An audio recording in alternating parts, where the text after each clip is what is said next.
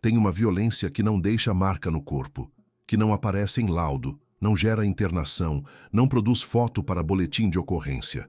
É a violência que entra pela palavra, que escolhe o momento certo, o lugar certo, a plateia certa e desce como golpe calculado sobre alguém que não pode reagir, porque reagir custa o emprego, a conta de luz, o aluguel do mês. É a violência que os covardes praticam dentro de elevadores, dentro de portarias, dentro de espaços fechados, onde a câmera de segurança grava tudo, mas onde ninguém vai olhar nada, porque ninguém foi chamado para olhar. Foi dentro de uma portaria que tudo começou. O edifício Alvorada Nobre ficava numa rua arborizada do Itaim Bibi, em São Paulo. 12 andares, 36 apartamentos, síndico eleito em assembleia a cada 2 anos, taxa de condomínio que a maioria dos moradores pagava em dia e sem reclamar. Um prédio sem história, que é como a maioria dos prédios quer ser, e é exatamente o tipo de lugar onde histórias acontecem sem que ninguém esteja preparado para isso. Seu Gilberto trabalhava na portaria do Alvorada Nobre havia 11 anos. 56 anos, negro, o tipo de presença que os moradores levam tempo para notar de verdade, porque está sempre lá, como a iluminação do hall, como o carpete do corredor, como as coisas que só aparecem quando faltam. Conhecia o nome de cada morador. Sabia quem esperava encomenda, quem recebia visita às sextas, quem precisava de mais tempo no elevador porque tinha dificuldade de locomoção. 11 anos de atenção silenciosa que nunca virou pedido de reconhecimento. O empresário do 10º andar se chamava Rodrigo Mendes Cavalcante. Tinha 48 anos, uma empresa de importação no Brooklyn, 2 carros no estacionamento e uma forma de ocupar o espaço que deixava pouco ar para os outros. Era o tipo de homem que confunde autoridade com volume, que acredita que falar mais alto é o mesmo que ter razão, que acredita que ter dinheiro é o mesmo que ter direito. Por 11 anos, seu Gilberto havia administrado Rodrigo Cavalcante da mesma forma que se administra uma força da natureza imprevisível, com distância calculada, respostas curtas, sorriso profissional que não abre espaço para intimidade nem para confronto. Funcionou por 11 anos. Numa terça-feira de manhã, em outubro, parou de funcionar. A encomenda havia chegado na segunda-feira à tarde. Uma caixa grande, endereçada ao apartamento 101. Seu Gilberto havia assinado o recebimento, registrado no livro de protocolo como sempre fazia, e colocado a caixa no depósito de encomendas.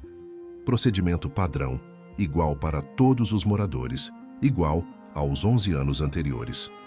Rodrigo Cavalcante desceu na terça de manhã e perguntou pela encomenda. Seu Gilberto foi ao depósito, trouxe a caixa, colocou no balcão.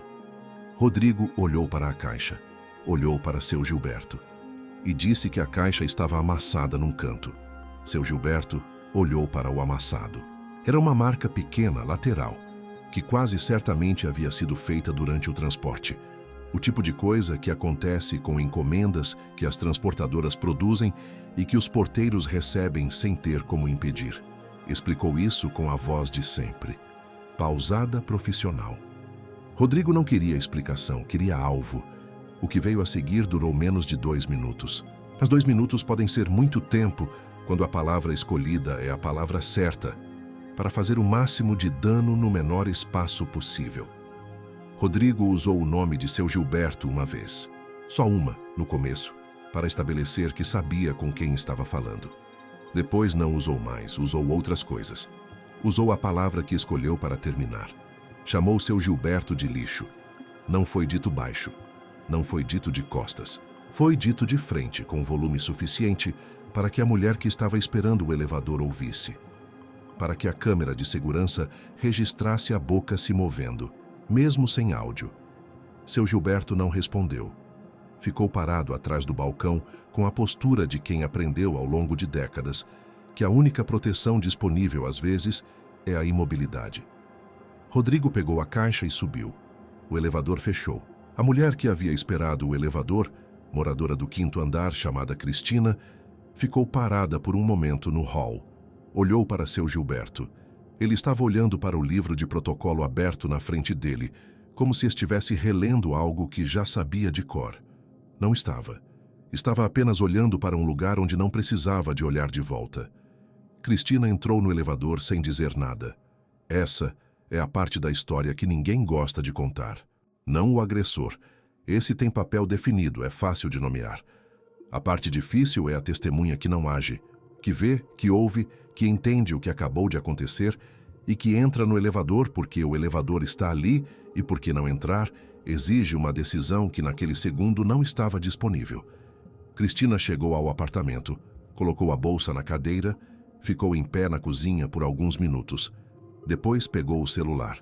Não ligou para a síndica, não ligou para a administradora.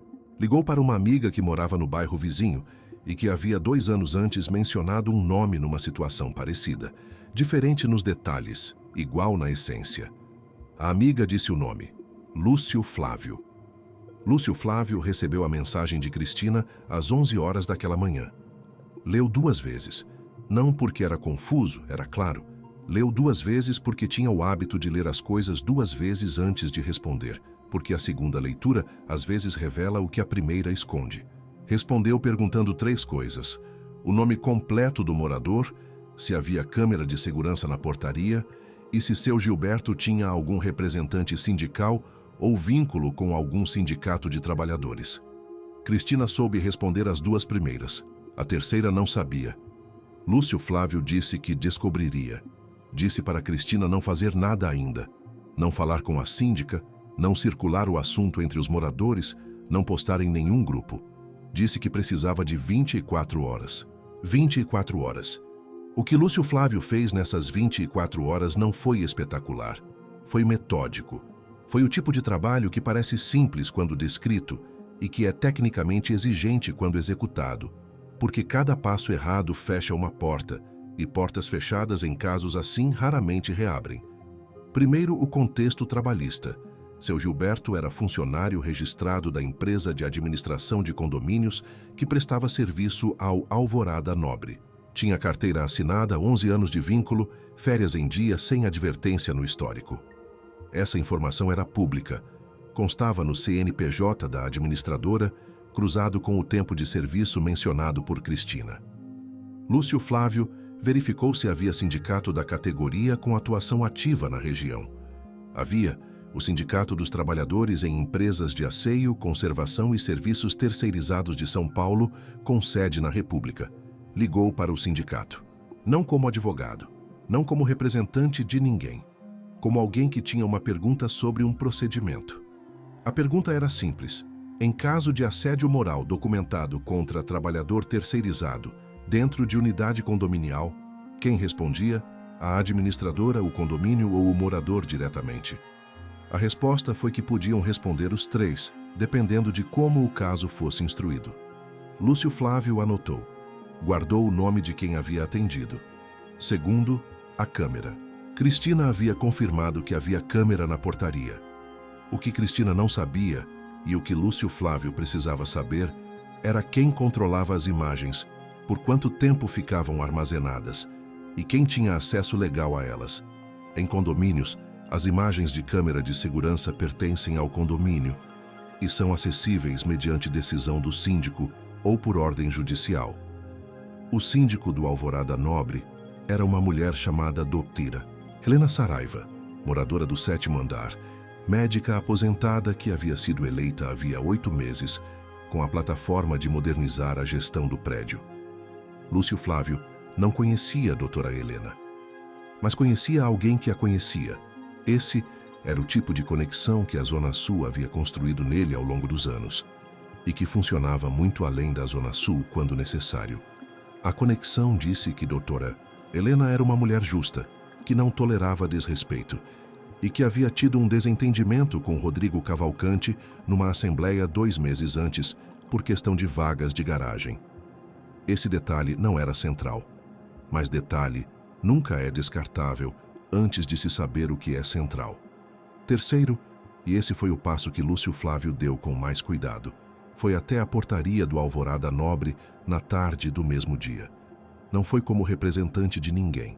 Foi como alguém que precisava deixar um envelope para um morador.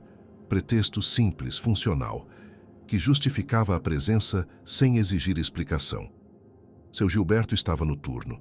Lúcio Flávio se apresentou pelo nome, disse de quem havia sabido o contato e perguntou se seu Gilberto tinha 5 minutos. Seu Gilberto olhou para ele por um momento, depois disse que sim. A conversa aconteceu em voz baixa, na portaria, com o olho no movimento do hall. Lúcio Flávio não perguntou o que havia acontecido. Cristina já havia contado. Perguntou como seu Gilberto estava. Perguntou se havia falado com alguém. Perguntou se sabia que tinha direito à representação sindical. Seu Gilberto disse que sabia, mas que tinha medo. Que 11 anos de emprego não eram poucas coisas, que tinha filha na faculdade, que conhecia histórias de gente que reclamou e perdeu. Lúcio Flávio ouviu tudo isso sem pressa.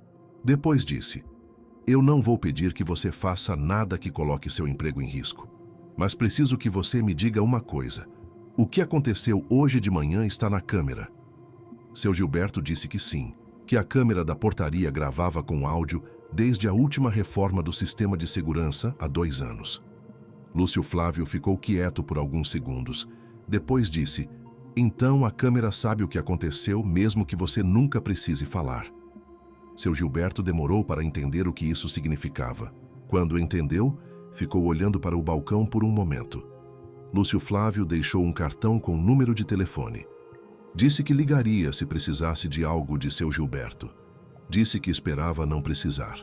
Saiu. Na manhã seguinte, Lúcio Flávio pediu para Cristina agendar uma conversa com doutora Helena. Não em nome dele, mas em nome dela mesma, como moradora que havia presenciado algo e queria saber os passos corretos a seguir. Doutora, Helena recebeu Cristina no apartamento do 7º andar naquela mesma tarde. Cristina contou o que havia visto. Doutora Helena ouviu com a atenção de quem já estava esperando por algo do gênero. Não aquilo especificamente, mas alguma coisa, porque 11 anos de portaria não passam, sem que uma síndica atenta perceba o que um morador específico produz de tensão no ambiente. Ao final da conversa, doutora Helena perguntou o que Cristina queria que ela fizesse. Cristina disse que havia uma pessoa que poderia orientar melhor do que ela, e disse o nome. Doutora Helena ligou para Lúcio Flávio naquela noite. A conversa durou 22 minutos. Lúcio Flávio explicou o quadro jurídico, não como advogado, porque não era, mas com a precisão de quem havia estudado o suficiente para saber o que um advogado diria. Explicou que havia imagem com áudio, que havia testemunha presente, que havia histórico de 11 anos de trabalhador sem advertência, que o assédio moral com recorte racial em ambiente de trabalho configurava situação que a administradora tinha obrigação de investigar, que o sindicato tinha base para atuar e que o condomínio, na figura do síndico, tinha poder de convocar a assembleia para discutir conduta de morador. Doutora Helena perguntou se havia precedente para isso. Lúcio Flávio disse que havia, que condomínios tinham, em convenção, cláusulas sobre conduta entre moradores e funcionários, que a maioria das pessoas não sabia que essas cláusulas existiam porque nunca havia precisado, mas que existiam. Doutora Helena ficou quieta por um momento. Depois disse: "Me manda o que você tem. Eu tomo conta daqui." O que aconteceu nos dias seguintes se moveu em 3 frentes simultâneas, cada uma independente das outras, cada uma produzindo pressão num ponto diferente da estrutura. A primeira frente foi a administradora. Doutora Helena notificou formalmente a empresa de administração de condomínios sobre o incidente, solicitando preservação das imagens da câmera de segurança e abertura de processo interno de apuração. A administradora, que tinha outros 12 condomínios na região e não podia se dar ao luxo de um escândalo, respondeu em 48 horas, confirmando a abertura da apuração. A segunda frente foi o sindicato. Com o número que Lúcio Flávio havia conseguido 2 dias antes, seu Gilberto, depois de uma segunda conversa com Lúcio Flávio, dessa vez por telefone, que durou 40 minutos e que terminou com seu Gilberto em silêncio por um tempo longo antes de dizer: "Tá bom, eu assino." Seu Gilberto entrou em contato com o sindicato. Um representante foi ao prédio na semana seguinte, não para confrontar ninguém, para registrar, formalizar e informar seu Gilberto de cada direito que ele tinha e que até então havia existido apenas no papel. A terceira frente foi a mais silenciosa e a mais eficaz. Lúcio Flávio entrou em contato com 2 moradores do prédio que ele havia identificado através de Cristina, como pessoas com perfil de liderança dentro da comunidade condominial, não sindicalistas, não ativistas, apenas pessoas que os outros moradores ouviam. Conversou com cada um separadamente. Contou o que havia acontecido com a objetividade de quem está narrando um fato, não fazendo um discurso. Mostrou que havia imagem, mostrou que havia testemunha, mostrou que havia processo em andamento na administradora e representação sindical protocolada. Não pediu que fizessem nada específico, apenas que soubessem. Quando as pessoas certas sabem de uma coisa, a coisa para de ser invisível. E quando uma coisa para de ser invisível dentro de um prédio de 36 apartamentos, onde todo mundo se encontra no elevador, no hall, na garagem, o peso desse conhecimento compartilhado começa a mudar a temperatura do lugar. Rodrigo Cavalcante percebeu a mudança antes de entender o que estava causando ela. Percebeu nos cumprimentos que ficaram mais curtos, na síndica que não retribuiu o aceno quando se cruzaram na entrada, no vizinho do 9º andar que havia sempre parado para conversar sobre futebol e que agora entrava no elevador e ficava olhando para o telefone. Tentou ignorar por alguns dias. Depois, não conseguiu mais. Foi até a portaria numa quinta-feira à tarde. Perguntou para seu Gilberto se havia algum problema que ele precisasse saber. Seu Gilberto olhou para ele. Era a primeira vez em 11 anos que Rodrigo Cavalcante havia feito uma pergunta que pressupunha que seu Gilberto tinha algo relevante a dizer. Seu Gilberto disse apenas: "Tem um processo na administradora, senhor. O senhor vai ser notificado." Rodrigo ficou parado por um momento. Depois foi para o elevador. A notificação chegou na semana seguinte. A administradora comunicava a abertura de processo disciplinar, com base em relato de assédio moral, com registro em câmera de segurança, e informava que o morador teria prazo para apresentar sua versão dos fatos antes de qualquer deliberação. O advogado de Rodrigo ligou para a administradora no mesmo dia. Tentou questionar o procedimento. A administradora informou que o procedimento estava amparado na Convenção do Condomínio e na legislação trabalhista aplicável e que as imagens haviam sido preservadas e seriam utilizadas na apuração. O advogado pediu cópia das imagens. A administradora disse que as imagens seriam disponibilizadas mediante decisão do processo, não antes. Rodrigo Cavalcante passou os dias seguintes num silêncio que o prédio inteiro reconhecia como diferente do seu silêncio normal. Não era o silêncio de quem está ocupado, era o silêncio de quem está calculando. Foi nesse intervalo, entre a notificação e o silêncio, que Lúcio Flávio decidiu aparecer. Não mandou mensagem, não ligou, não avisou. Foi. Chegou ao Alvorada Nobre numa segunda-feira de manhã cedo, horário em que a rotina do prédio ainda estava se organizando. Entrou pela porta principal com o passo de quem conhece o lugar, cumprimentou seu Gilberto pelo nome e disse em voz baixa que precisava de um favor simples: ligar para o apartamento 101 e dizer que havia uma visita no hall. Seu Gilberto ficou parado por um segundo. Olhou para Lúcio Flávio. Viu alguma coisa no rosto dele, não raiva, não agitação, algo mais quieto e mais sério do que as duas coisas juntas. Pegou o telefone. Ligou. Rodrigo desceu porque estava com a chave do carro na mão e porque homens como ele não costumam imaginar que a visita não anunciada pode ser o problema.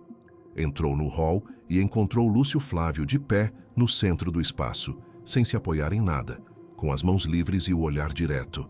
O olhar de quem chegou para uma coisa específica e não vai sair sem cumpri-la. Lúcio Flávio disse o próprio nome, só o nome. E disse sem pausar, sem pedir licença para continuar: "Vim falar sobre o que o senhor fez ao seu Gilberto." O hall ficou quieto de um jeito que halls não ficam normalmente. Rodrigo tentou o movimento padrão, o recuo para o tom formal, a tentativa de redefinir o espaço como território dele. Disse que não sabia quem Lúcio Flávio era, que não havia marcado nenhuma reunião, que aquilo era uma invasão de privacidade. Lúcio Flávio deixou ele terminar. Depois disse: O senhor tem razão. Não marcamos nada. Eu vim assim mesmo porque o que o senhor fez não foi marcado com ninguém também. Silêncio. Rodrigo tentou sair pela tangente. Disse que havia um processo em andamento, que seu advogado estava cuidando, que não era o momento de conversa informal. Lúcio Flávio concordou que havia um processo. Disse que era exatamente sobre isso que precisava conversar, sobre o que aquele processo continha. Descreveu cada peça com a precisão de quem montou o quebra-cabeça inteiro. A câmera com áudio, a testemunha com nome e endereço, o histórico de 11 anos de seu Gilberto, sem uma advertência sequer, a representação sindical já protocolada, os 2 processos trabalhistas anteriores que apareciam no nome da empresa de Rodrigo em consulta pública. Esse último detalhe, os processos anteriores, fez Rodrigo parar. Lúcio Flávio continuou. Disse que havia uma escolha a ser feita e que a escolha era simples. Um processo que termina em acordo documentado e discreto, ou um processo que termina com tudo que havia listado circulando em veículos que cobriam o setor de importação e comércio exterior, o setor em que a empresa de Rodrigo operava, onde a reputação tinha valor de mercado mensurável. Depois parou, cruzou os braços e disse a frase que Rodrigo levaria tempo para sair da cabeça. O senhor chamou um homem de lixo dentro do lugar onde ele trabalha há 11 anos. Esse homem tem nome, tem família, tem história. E agora tem alguém do lado dele. O senhor vai ter que responder por isso de um jeito ou de outro. A diferença é quanto vai custar e para quem vai aparecer. Rodrigo não respondeu de imediato. Havia algo diferente no silêncio dele agora. Não era mais o silêncio de quem está calculando. Era o silêncio de quem acabou de entender que a conta chegou. Tentou uma última saída. Perguntou quem estava pagando Lúcio Flávio para fazer aquilo. Lúcio Flávio olhou para ele por um momento. Depois disse: ninguém. Isso é o que mais deveria preocupar o senhor. Rodrigo ficou parado. A chave do carro ainda na mão, o elevador aberto atrás dele, esperando. Lúcio Flávio não estendeu a mão dessa vez. Apenas deu um passo para o lado, abrindo caminho, como quem encerra uma reunião que já terminou. Rodrigo entrou no elevador. Não foi buscar o carro. Subiu. As portas fecharam. Seu Gilberto tinha ouvido tudo do balcão. Não disse nada. Não havia nada a dizer. Voltou ao livro de protocolo com as mãos que não tremiam mais. Lúcio Flávio olhou para ele por um segundo antes de sair. Um segundo apenas. Mas seu Gilberto entendeu tudo o que cabia nele. Depois, Lúcio Flávio saiu pela porta principal e sumiu na rua como se nunca tivesse estado lá. O que ele calculou, no fim, foi que o custo de resistir era maior do que o custo de ceder. Essa é uma equação que homens como Rodrigo entendem melhor do que qualquer argumento moral. Não porque desenvolveram consciência, mas porque desenvolveram senso de risco. O processo terminou com um acordo formalizado entre Rodrigo Cavalcante, a administradora, e o representante sindical de seu Gilberto. Os termos não são públicos. Acordos raramente são. Mas o acordo existe, está assinado, tem data. O que é possível dizer é que seu Gilberto continuou trabalhando na portaria do Alvorada Nobre. Que seus 11 anos de histórico limpo foram reconhecidos formalmente no processo. Que recebeu, pela primeira vez em 11 anos, uma comunicação escrita da administradora reconhecendo sua conduta profissional. E que Rodrigo Cavalcante parou de descer para a portaria sem necessidade. Essa última parte não está em nenhum documento, mas as portarias têm memória. Lúcio Flávio soube do encerramento do processo por Cristina, que soube por doutora Helena. Não foi ao prédio. Não falou com seu Gilberto depois disso, havia falado o necessário enquanto era necessário, e sabia que presença além desse ponto criava vínculo que não servia a ninguém. Cristina mandou uma mensagem dizendo obrigada. Lúcio Flávio respondeu com 4 palavras: "Fico feliz, Cristina, abraço", e não respondeu mais nada depois. Seu Gilberto voltou ao trabalho na segunda-feira após o acordo, como voltava toda segunda-feira. No horário com a chave na mão, o livro de protocolo aberto na página do dia. Os moradores entravam e saíam. Ele cumprimentava, registrava as encomendas, controlava o acesso. Uma rotina idêntica à de 11 anos, e completamente diferente. porque ele sabia, agora, que os 11 anos tinham valor registrado, que o que havia sido dito na sua frente tinha sido ouvido por uma estrutura maior do que aquele hall de entrada, que o homem do 10º andar havia precisado de advogado para responder por uma palavra dita num segundo de descuido e de arrogância. Isso não desfaz nada. A palavra foi dita, o corpo de seu Gilberto ouviu. Isso fica, mas fica junto com outra coisa agora. Há uma cidade inteira de histórias como essa, que acontecem em portarias, em elevadores, em corredores de prédio, em espaços onde o poder acredita que está sozinho e que por isso pode dizer tudo. Histórias que somem porque quem deveria ouvir não ouve, porque quem viu preferiu não se lembrar, porque o mecanismo que deveria funcionar escolheu não funcionar. E há, espalhadas por essa cidade, pessoas que escolheram fazer diferente, que aprenderam que o mecanismo pode ser movido, que sabem onde empurrar, quando empurrar, e como fazer o empurrão certo sem precisar de força, apenas de paciência, de documentação e do entendimento preciso de como as estruturas funcionam quando alguém insiste em usá-las para o que foram feitas. Seu Gilberto não sabe o sobrenome de Lúcio Flávio. Nunca perguntou. Sabe que existe, que foi lá, que empurrou. Por enquanto, é o suficiente. Se você chegou até aqui, já sabe que essas histórias existem, que elas continuam acontecendo e que alguém precisa contá-las. Ativa o sininho, compartilha com quem precisa ouvir e a gente se vê no próximo vídeo.